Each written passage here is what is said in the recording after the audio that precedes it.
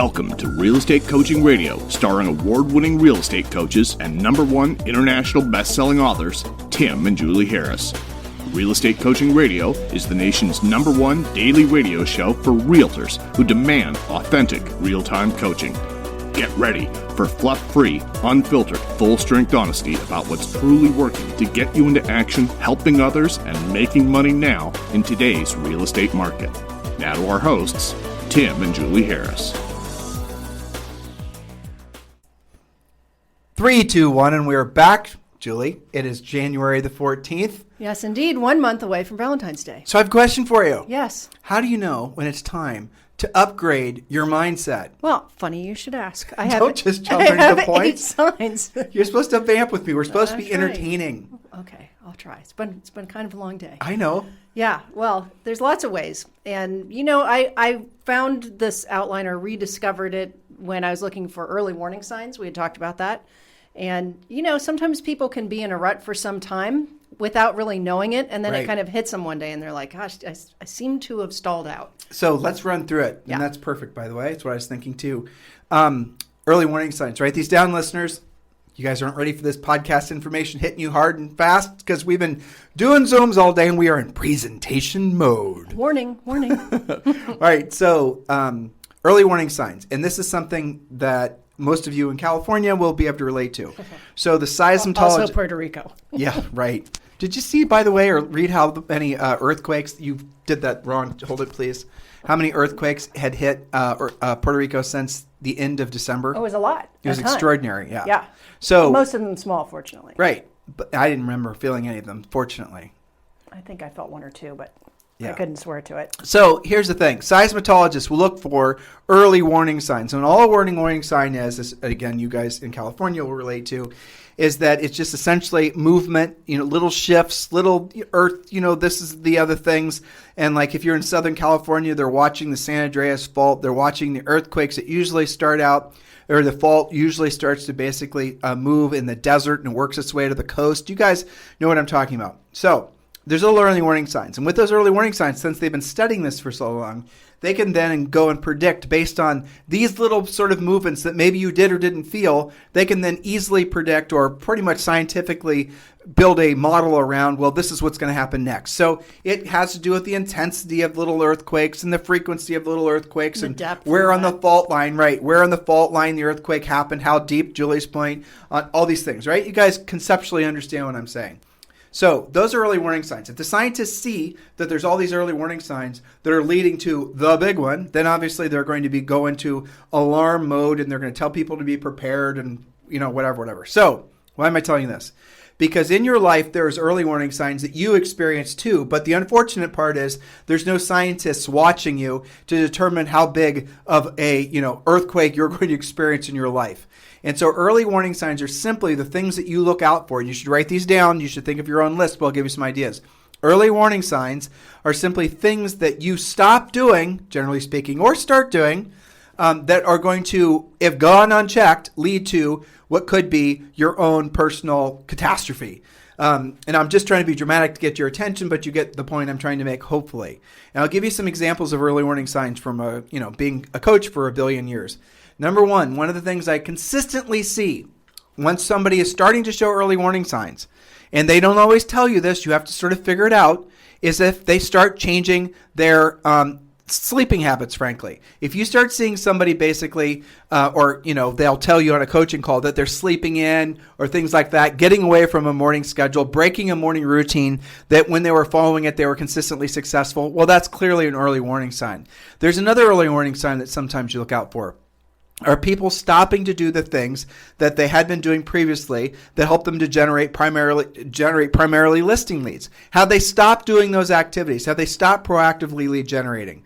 What other early warning signs come to mind? Well, and what I was going to add is that you don't often do it on purpose. No, it's subconscious. Right. So, for example, somebody that had a fairly good pattern of creating listing leads, but they get really super busy one week. Right. Or they're putting out fires, holding deals together, whatever, and they unconsciously stopped doing what it took to make those listing leads, right?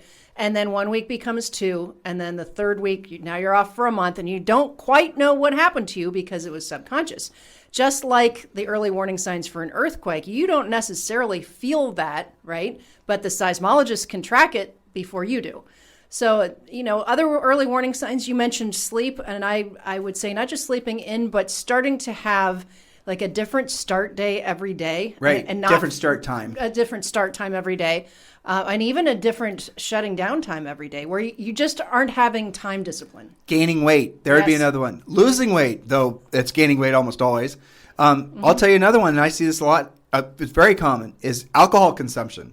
Any kinds of, excessive thing that you're going to be taking around with you the next day that's going to essentially diminish your ability to be effective, there would be another one. Not doing furiously fast lead follow-up, not following up on your leads. Another early warning sign is, let's say, according to your real estate treasure map, you're supposed to be going on an X number of listing appointments per month. It might be 1, it might be 10, it might be a lot more than that. And you're not doing it. Yeah. So I would say showing up late and or chronically rescheduling is another tipping point for people. Not attending or not attending, events or Zooms or things like that are going to put you surround you with people that are obviously they're trying to ascend as well. They're trying to climb the ladder. They're trying to improve themselves. Not surrounding yourself with people that are going to, help you to elevate your stature and status in life, but maybe are going to do the exact opposite. So, for example, are you spending a lot of time paying attention to the news or politics or any of these other things that are designed to subconsciously wear you out, stress you out, and then burn you out? Is that what you're doing? Well, guess what? That's an early warning sign. Social media addiction. Sure. I'll even say his name, Gary. Gary in Inland, California. Yep. So I could always tell when he had started, when he was reading too much politicized garbanzo beans, mostly on Facebook. I could always tell because he stopped prospecting. But even more than that, he stopped going on listing appointments because obviously he wasn't proactively lead generating. But I could hear it in his voice. And so normally he'd be a very energetic, fun guy to talk to. But when he started talking like this, he's losing his energy and enthusiasm. Right, because he was absorbing all the really insane energies that come from letting your subconscious mind basically associate with all those things that are essentially the things everyone tells you you're supposed to pay attention to, which you absolutely shouldn't be paying attention to, have a media-free life. So in your mind, think about what your early warning signs are, and they're going to be very specific. Don't just have general ones, have very specific ones. Like early warning signs in a relationship with your spouse or your loved one, what would it be? Well, I just came across this with coaching clients. Yep, me too. Having too much of a separate schedule. I think it's healthy to have your own lives, of course, but being so far out of sync with each other for so long that it becomes difficult to get back in sync. I'll tell you another one, and this one's obvious, should be not being intimate with your loved one, your spouse. Especially for extended amounts of time, right. Or being inconsistent and inconsiderate. I think that's big, and these things don't improve with time. No, I mean, these little, to all these things, it's about time. You have to build the relationship. Well, it's about effort. Right. It's a relationship with your kids and your loved ones and your friends. It takes effort. So if you're thinking, well, what are my early warning signs as to whether or not I'm going to have perhaps relationship or marital problems in the future? It's, are you spending time are you actually putting in the effort? Are you actually being a good spouse? Yeah. Are you being the partner that you're, hoping that they'll be for you? Or are you waiting around for them to flip a switch somehow and be the person you want them to be? The way you get someone to basically be the person you want them to be is you become that person, and then guess what happens? They'll start mirroring and matching your behavior. It's subconscious, and they'll start doing it. So maybe you have to lead. In your own business, there's other examples like that. Early warning signs. Maybe you have a great buyer's agent that's usually, cranks out 30 to 50 units per year. And guess what? You're noticing that it's not that. You have a couple bad months. A couple bad months leads to a bad year. These are all the early warning signs you have to look out for. So what are the qualities and the characteristics of the things that you do when you're operating in the highest level of production, when you're essentially fully awake, fully aware, fully present? You know how you are. You know how you feel. You know what you look like. Well, there's another one, right? Well, I was going to say that. Personal hygiene. Yes, especially with relationships when one spouse, and I guess it could happen with both of them simultaneously, maybe, stops doing or being what the other one signed up for. You know, like You're not being specific enough. Well, so I was going to give you an example. So let's say that maybe when you got married, you were both at least in reasonably good shape, you know, taking care of yourselves, doing the all the medical stuff, and then one or the other or both starts to slide on that, and little by little, because you know you don't just become a putz overnight. Right. But little by little, you stop kind of, you know, when people sort of degrade and stop. Hold on, Julie. Are you trying to say something to me? No. is this marital counseling in the podcast? No, but that's a really good point. No, but and again, it's not usually intentional. And I think that I see that more, of course, as you age, you know, where you can easily say, well, you know what, I'm 50. But be more direct, because obviously I know what you're saying. Yeah. So what she's saying is when you are in a relationship with somebody, and then let's get back to real estate stuff. Yeah, of course. Right. When you're in a relationship with someone and you start out by, you know, being, you know, fit and trim and, you know, energetic and enthusiastic. And then over time you become sort of a couch sloth. And that's not what they originally signed up for. And if you think that they have an obligation to essentially take this version of you and just essentially you've broken the contract with them. Right. Your contract, my obligation to Julie is to keep myself in top form, physically, mentally, emotionally, spiritually, and of course financially. That's my obligation to Julie, or I don't deserve her as my wife. Right. And that's the way we think of it. And so that's the reason we often, you know, we do the things sometimes we have to do when we're at the gym, you know, when Julie's doing her squats with her 70 pounds.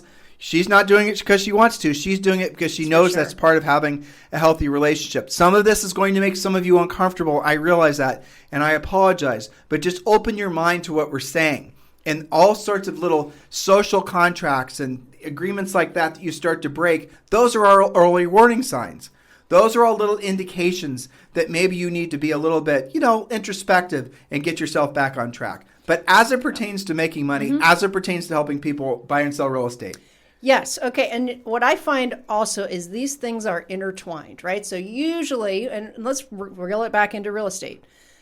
A question that I use in coaching a lot is, what was your best day in real estate and what caused that? Think back to when you were just on fire. You had the best day. You ended that day going, man, I kicked some ass today. What caused that? And the answers are almost always the same. For example, I was following a schedule. I was working out. I was on top of my lead follow-up. But it's interesting, when they get off on one of those things, usually they fall like dominoes. Exactly. So when you have your best days, these things are usually in combination. When you have your worst days, it's because you haven't just stopped working out. You also have stopped your lead follow-up. But here's stopped the thing. being on time, all that stuff. So there's accumulation effect. Yes. I like what you just said. Yes. So there's a positive accumulation effect. You know, let's just use a real practical one, the compounding interest, right? Yeah. You deposit money, you invest it in something, it doubles in value every 7 years, compounding interest. You know, seventh wonder of the world, as Warren Buffett says, the whole thing, right? So you have positive momentum, and then you have negative momentum. Negative momentum would be, well, you know what? I put on 3 pounds this year. Then I put on 3 pounds last year, and I'll put on 3 pounds this year, and then I'll put on 3 pounds next year, and the next thing you know, after 10 years, you're 100, 30 pounds overweight, right? These things happen. Well, how about this? You go and you decide you're going to have your perfect real estate day. You're going to do the things you don't want to do when you don't want to do them at the highest level. You're going to put yourself in a position to hear the word no. You're actually going to do the real work of real estate. And you do it consistently. You do it consistently for a year, for 2 years. You're the top dog in your real estate business, in your market. Everyone thinks you're fantastic. But then your old schedule when you were at top of the world, you got up every morning at 6:30. You went on a half-hour run. You came home and you did what you're supposed to do every morning, and you did the proactive lead generation. You did the lead follow-up. You were drilled down. But then, to Julie's point, very important that you guys get this. You know what? 6:30, a little early. I'm going to start sleeping until 7:30. And then other things start to slip, and it all happens really, really fast. And the next thing you know, what you'll have then fallen into is negative momentum that's going to destroy all the positive momentum that you just spent the past couple years creating. And the same goes true with every aspect of your life. Because here's the great lie of life. You guys ready for it? You ready? You never have arrived. There is never a point when you can say, like, for example, I'm in good enough shape. My relationship is perfect. My finances are perfect. My education level in real estate is my to-do list is perfect. done. My to-do list is my done. My voicemail is empty. Right. That's called dead, people. Well, yeah, exactly. But there's never a point in your life when you're done, ever. Yeah. And if you think your goal is to get to the point where you just basically are done, you will never get there because you're never done. And if you try to be done and become complacent, You know what, Julie? Listen, sweetheart. I'm 51 years old in March, and that is true, listeners, unfortunately, or fortunately. You know what? Fortunately, there. See, you just slipped. Here's the thing with age. Yeah. It's, it's better than the alternative, right? Indeed. I'm going to be 51 in a few months, but it's better than the alternative. Indeed. Of not being 51 in a few months, right? So I'll take it. Topped out. That's right? it. I mean, when you wake up and you're looking at the green side of the grass, you're in good that's shape. it. Yep. Good day, right? Agreed. Box checked. But look, let's just say it's this parallel universe, Tim. So Julie, I'm 51. I know when we got married, I was like, 160, and now I'm like, 460. I mean, could you check, make sure my toes and feet are still there? I'm done working. I'm not going to work anymore. You're I'm out. checking out. I'm out. And I'm going to figure out how to just do absolutely nothing. And I'm just okay, what's going to happen? What's going to happen to all aspects of your life? Obviously, health goes away. Finances go away. Relationships go away. Education goes away. Your friends go away. Oh, I know. And I'm trying to make you guys laugh. All right? Hopefully, I'm not insulting any of you. I'm trying to make you laugh. Your dog doesn't recognize you anymore. Exactly. Your dog doesn't want to be around you because you don't walk him. So your dog abandons you. Yeah. Right. It's not good. But it's never that one of those things happens and the rest stays the same. It's one or the other. And the best, personally, I think the clearest early warning signs is physicality. I really do I think you're that. right. Yep. Because it's related to not just one thing, right? Right. To me, that's discipline, right? And it's not just the discipline of what you're eating, but it's also that you're exercising. It is probably that you're also having a reasonable schedule, awake time and a sleep time. You're probably taking care of your sleep. You're not drinking your health, too much your alcohol. nutrition. You're Exactly. not, right. And you're drinking enough water during the day. Yeah. And it's funny because I've noticed that on our coaching and our podcasts, some of the Zooms that you've been on, there's this theme of having a significant goal that has all these other little goals that are intertwined, right? So like we talked about, one of my goals is get back to my 8-minute mile on the treadmill. Well, that's the goal, but there's all these little things that have to happen in between. I have to show up to the gym.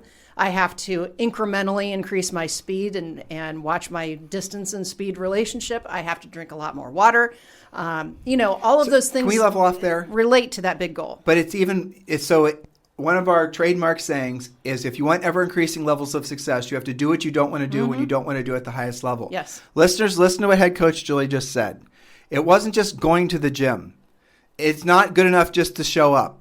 You have to do what you don't want to do. In her case, it was not just going to the gym, but it's getting on the treadmill. She does not like to do that. Ever. Okay? At the highest level. That last part, Yeah. that's where basically you can't fake it anymore. You can fake showing up to That is the hard part. Yeah, people show up, and mostly ladies at the gym sometimes. This was true at Orange Theory. I think it's true at every gym, probably. And gym, where they just show up and they'll work out for like a good solid 20 seconds. Yeah. And then they'll check their cell phone messages for like the next 10 minutes. Make a call. But they'll look nice. Make a call, fake a call, take a call. Right, make a call. Right, but they look Jimmy. Right. They look good. Yes. So they've done like the first part, showing up. But they're not doing the work. Right. And it's probably also not that consistent. And it's not like at a gym, it's obvious what you're supposed to do. You're on a treadmill. You're supposed to, run. But they don't want to do it. So they're going through the effort, but they're not actually doing the actual work. And when you start thinking about it, that's an early warning sign.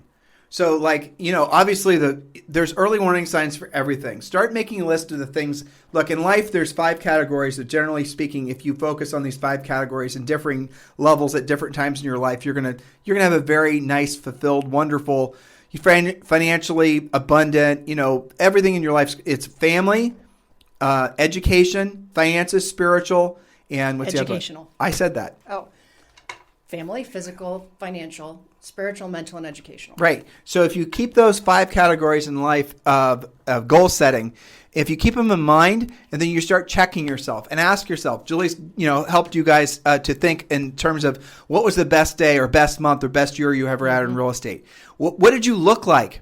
Yeah. Right. What did you sound like? How did you carry yourself? How did you, what were your relationships like? What was your finances like? What was your attitude like? Write all these things down and then compare it to how you are now. Many of you are about to have your best year in real estate ever. So here's a little idea. Why don't you create a vision of the person that you are when you've had or you're having your best year ever? Seriously, it's cheesy, but do it because it really does make an impact.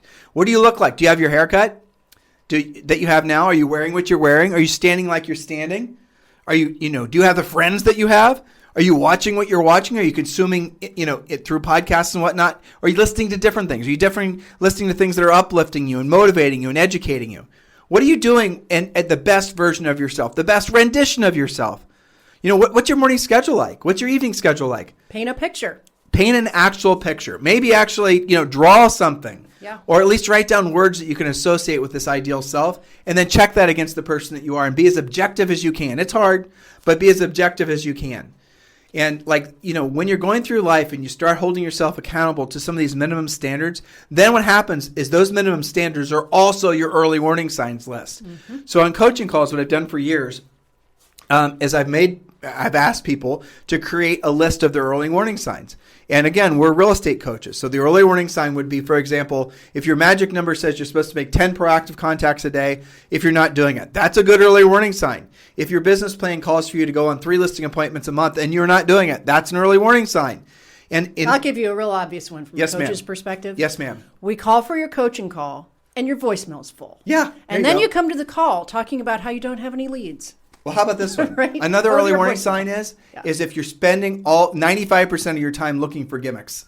Yes. You're looking for shiny objects. You're looking for ways to buy leads. You're trying things. I hate that word. Trying, getting ready to get started. Those are early warning signs. There's a reason that something like 90% of all agents fail out of real estate within, 24 months. And the answer is simple. It's because they don't do the real work of real estate.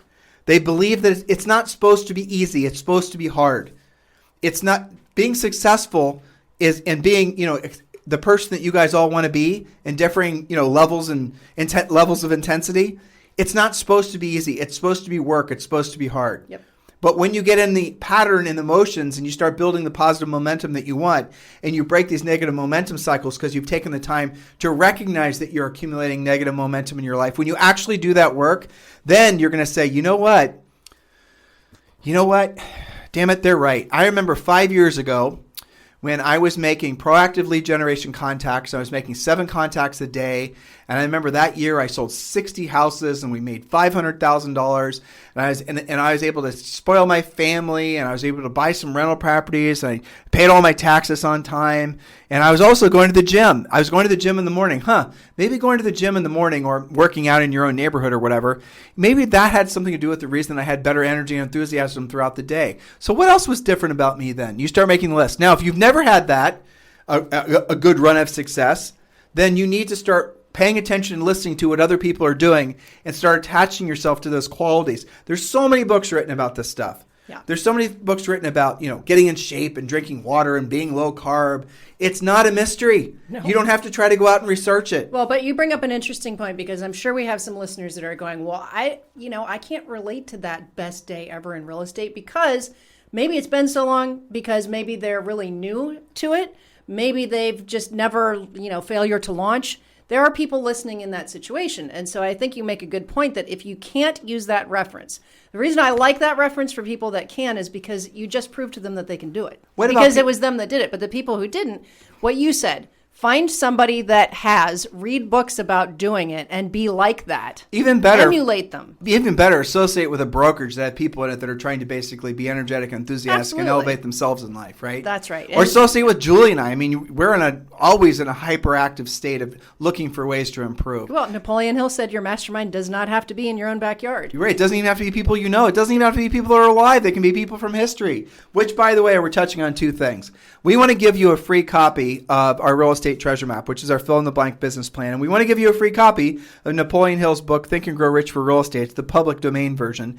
And it's simple. All you have got to do is text 2021 to 855-685-1045. Text 2021 to 855-685-1045. Go ahead and do that now, and we'll text you back a link where you can download those books. And by the way, there's 4 other books there too, including the 12-month lead generation plan and some other things as well. So go ahead and text 2021 to 855-685-1045. So guys, make your list of early warning signs. So let's round the bend today on today's show. I have a question for you. Sure. I love asking questions that make you uncomfortable on the podcast. Gotta go. Podcast over. Yeah. So what are your early warning signs? Oh, those are easy for me. Okay. And I do try to monitor them. Well, let me pick a category. Sure. Okay, your early warning signs for physical. Eating stuff that I shouldn't. No, you're not giving the real drilled down ones. These are our friends. This is our family. Tell them the real drilled down ones. I'm serious. When I get into the habit of I really like toast. I could eat toast all day long. When I allow myself to get into those habits, it used to be when Zoe was younger, like snacking on kid snacks. Yeah. Because they're right there. And so an early warning sign, how do you monitor yourself as to whether or not you're over-consuming and stuff you shouldn't be eating? What's the one thing you pay attention to?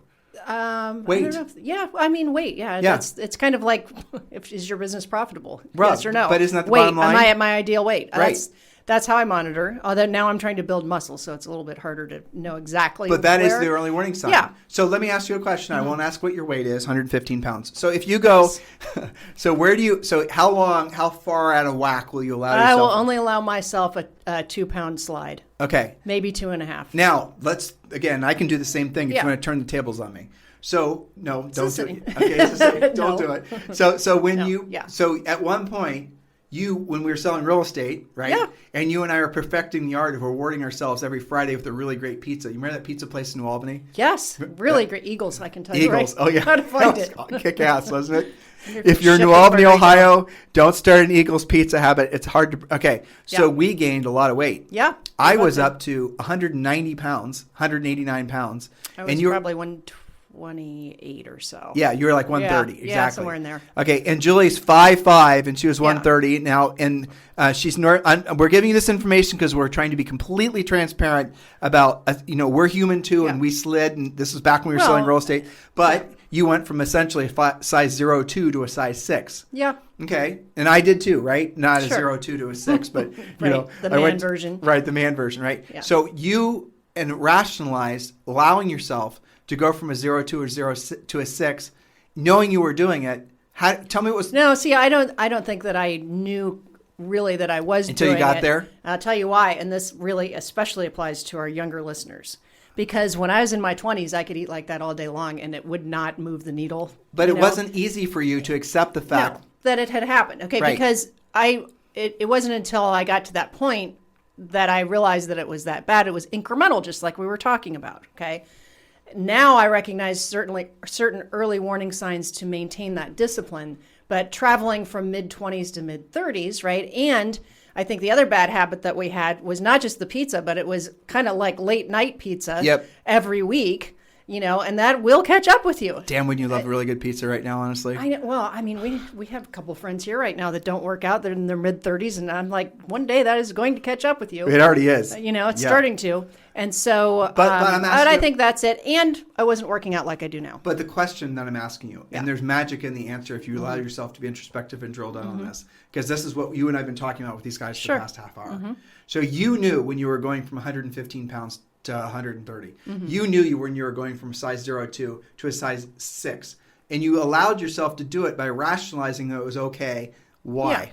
Yeah. Well, I didn't know a lot of size zeros at the time. Okay, but that's what you said. I remember. Well, for a lot of people, their goal is size 6. So, right. And there's nothing wrong with that. And there isn't anything wrong with that. But that's part of it is, I think, had there been an Orange Theory where I was going to the gym and seeing where I should be, I don't know. I just kind of snuck up on me, to be honest with you. But that's sneaking up. That's what we're talking about. It's complacency, though. That was an early warning sign, though. Yes. And this is when I experienced the same thing. Yeah. I mean, I went from a 31 waist to like a 36 to like a 38 inch, and I'm only 5'9". I'm not tall. Julie and I are, not tall people. Yeah. And, I would start wearing these big smocky shirts. And... Well, see, that's an early warning sign. And I think I did that, too, where, like, when you're shopping, you're like, oh no, that might be too tight. I'm going to go with something a little bit more floopy. But you don't think about it. No, it's subconscious. It is subconscious, and so and it's not. That's what you have to learn. That's what we're talking about today is learning to recognize that. But scale this to another topic, right? Sure. And we just keep this one general.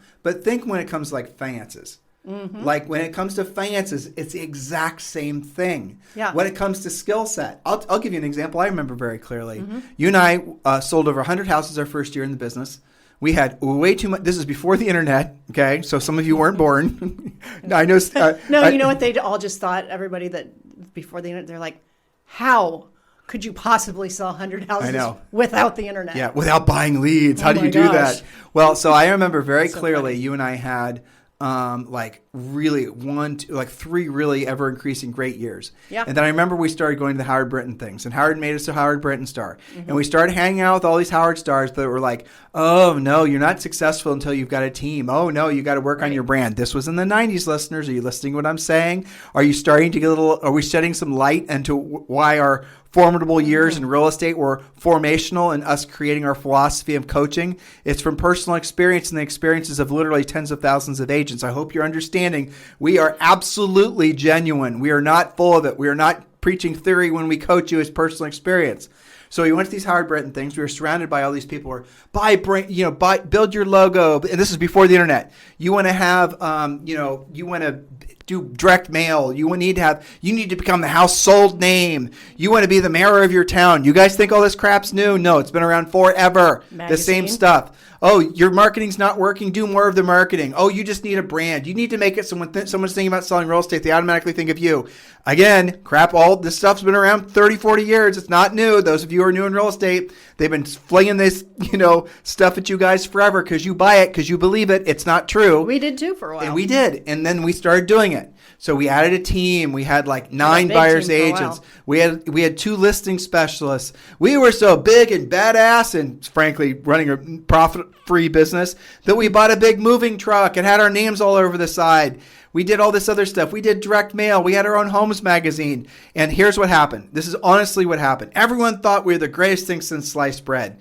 We were selling all these houses, making all this money, getting all these awards and all these accolades. And okay, so in comes our accountant, named Fred. His name is Fred. Well, he's not our accountant anymore. But he comes into our house, and he's bringing our tax return for like our 3rd year or our 4th year, I don't remember. And then he's pointing out all the money we made, all of our expenses, and he pointed out what the net was. And the net was, and then he didn't really say anything. He didn't look at me when he said it. He basically said, you realize that your first year in the business, when you guys made basically a third of the amount of money you made in revenue, that you made almost double what you're making in profit this year. So in other words, like $1 million didn't equal basically like 150 grand in profit. Whereas our first year in the business, I don't remember the numbers, but maybe it was 300,000 and we made like 225,000, something like that.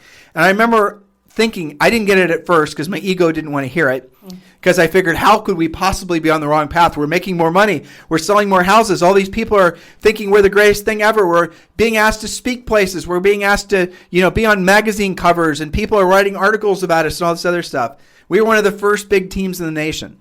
And so then I started thinking about the numbers, and I went back to Julie, and we hadn't bought any rental properties that year. Our first 2 years in the business, we bought a bunch of rental properties, and then we stopped buying rental properties, and we both got fat. Okay, you guys getting me with all this? All this happens. But we hadn't been paying attention to our own early warning signs, which had always been, why did we get into real estate? Because we wanted to someday be rich where our money worked for us and we no longer had to work for our money. And the way we wanted to do it back then was buying rental properties and having them paid off. And we stopped doing it because we allowed other people's essentially other people's motivations for us to co-op what our own were. We went to those Howard Brinton groups, and all these other people were sort of that we looked up to. Most of them were more than twice our age. We thought, well, they must know what they're talking about.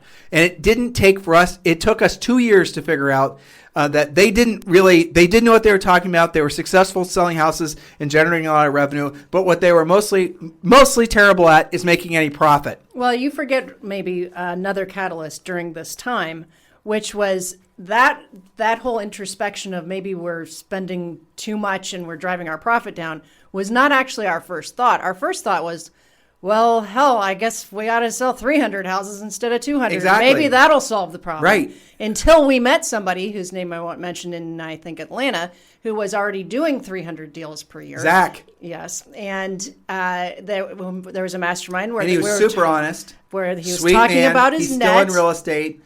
Yes, and his net was not that different than what ours had been, but he had to push through another 100 as a percent. Houses, as a percent, yes. Right, and so that was an aha moment. And how many people like that? Zach's little conversation with us at a Howard event was like.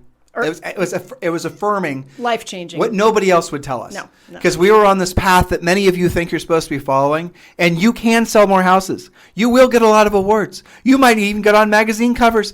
They might write folk songs about you. That 1,000 years from now, when we're all living on Mars, they're going to sing about Bob and his first year selling real estate. But you won't have any profit. Yep. You won't have anything to show for it. And that is the point. That you got into real estate not just to churn revenue. You got into real estate, hopefully, to improve the life, your personal life, the lives of the people you know, love, and care about.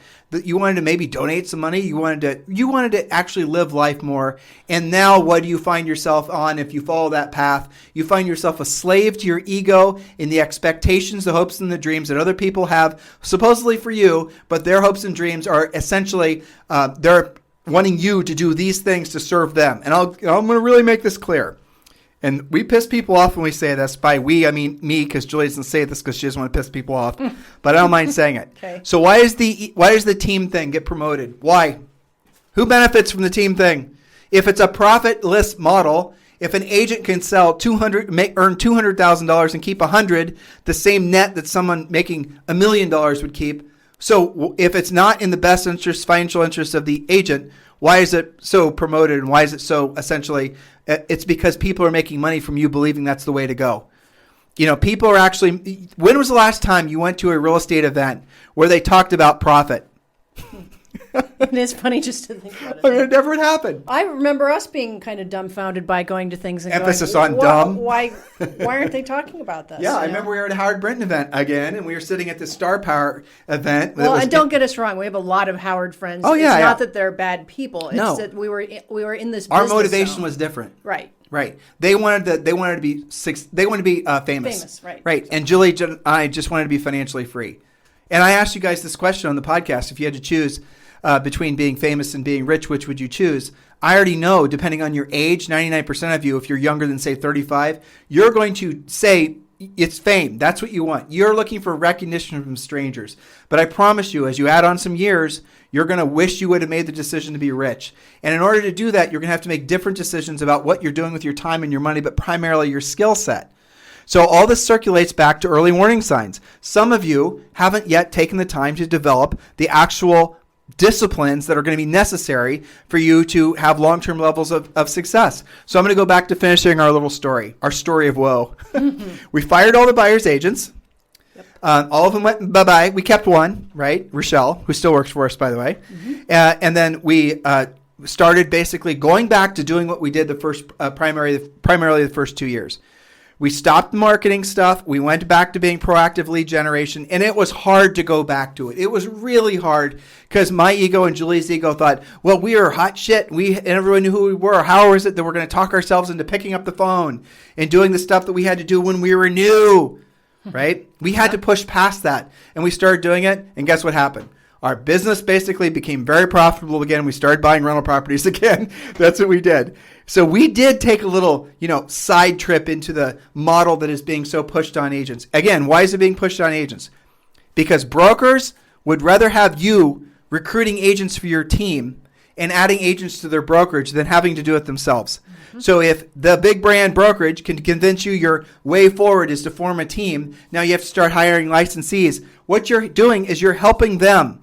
You're creating revenue for them because when that new team member comes in, they're paying what? Monthly fees. They're paying franchise fees.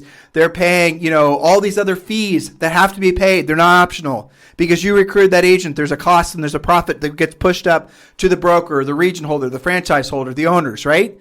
That's the reason they want you to do something that's not necessarily in your best interest. Okay, let's even scale it even more. Post 2007, Zillow comes, Zillow's all of a sudden the big thing. All these other companies are spawned. All this buying leads, Mickey Mouse starts to become commonplace. Many of you have gotten into the business, you've only known buying leads.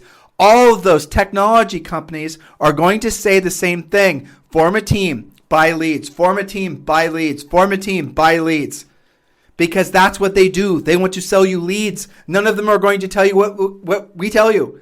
When you go to somebody's real estate event, or you go to someone's real estate site, and they've got a coach, for example, or a trainer, and you see a Zillow logo on it, doesn't that maybe perhaps tell you what they're going to want you to do?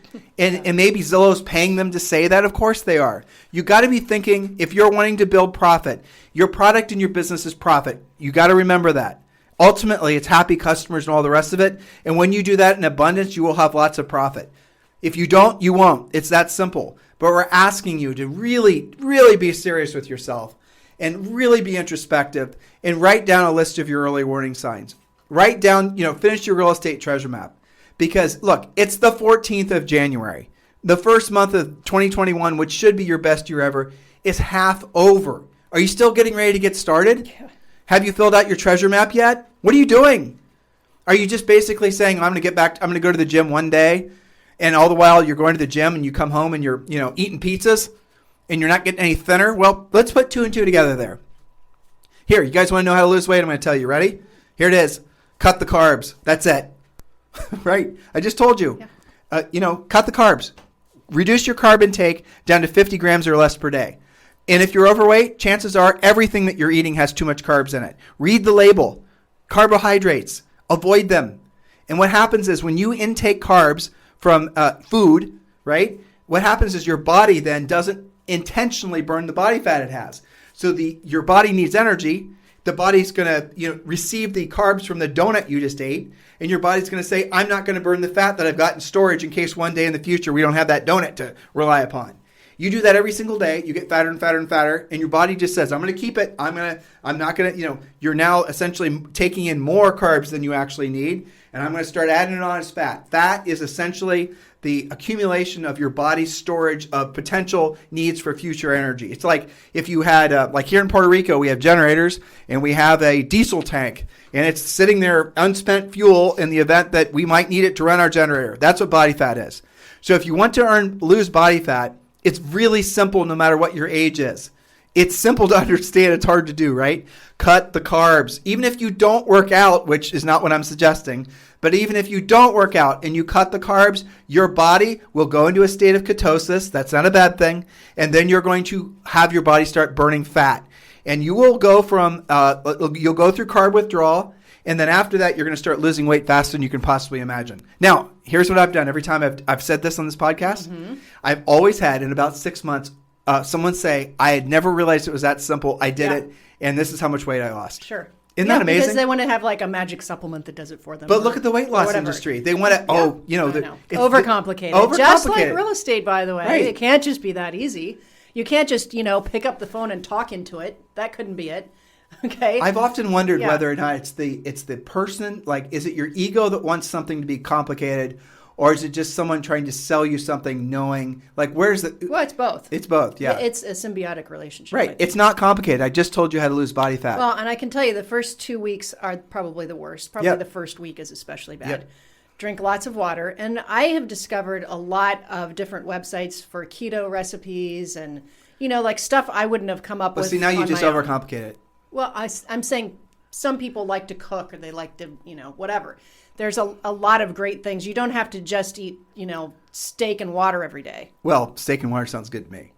But basically, my point is it's not as hard as you make it. You can get a lot of help with that. Have a protein-based diet. That's the bottom line. And cut out anything that has carbs.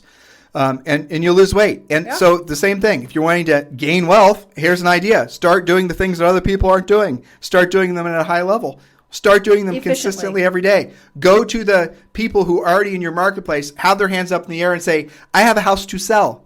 That would be the obvious sources of business. Why would you want to make it so damn complicated and think you have to create all these ridiculous funnels and think you have to be the mayor of your town and build a brand and somehow magically, because you've done a bunch of TikTok videos, think people are going to associate you with being the person who they're going to list their house with? Why are you making it that complicated? Why? When, by the way, on your way to Starbucks today to buy that double latte espresso in your donut, you drove past 3 Fizbos. Right. And at least 3 expireds. And there are 6 expireds that had you just turn this direction that expired like 6 months ago. They'd be ready to list their house again. They just don't know that their house has increased in value. Or how about all the others? I read an article we're posting on our website, timandjulieharris.com, about all of these mortgage forbearances. Some of these are not getting reactivated, and these houses are going to be forced to come for sale. Some of them are in default. Defaults are increasing. So why aren't you contacting the notice of defaults? Why aren't you contacting any of the 20 other sources that we teach you how to do in our coaching program? And these sources do not cost you a damn nickel to call, to generate. It's all free. Why isn't other people telling you this? I know, because they don't want you to know that you don't need to overcomplicate things. They want you to think you have to create this expensive team brand logo, how you have to have fancy funnels and logo and learn to be a copywriter. You have to You don't. You just have to learn to be a proactive lead generator and do the real work of real estate. Anything else you'd like to say to these guys? Well, make it as simple as possible. Boil it down. I think Einstein said everything should be presented in its most simple state to understand it. Yeah, well, that's Occam's razor too, right? Yeah. The essence of it. So stop overcomplicating. The simplest answer is almost always the correct answer. Mm-hmm. And everyone who's successful at anything in life knows that's true. It is true. I mean, in my musician's brain, I always flash back to, well, that's why you have to do scales all the time, because music's made out of scales. Duh. And yet, I always hated scales because the discipline of it was torture. Right. And same thing, so it's the discipline of it. But then on the other side of it, everything is so much better. I think you just have to live through that first doing of it to get to the other side. And it's like, we talk about our jet analogy where you keep on landing the plane, you never get to take off.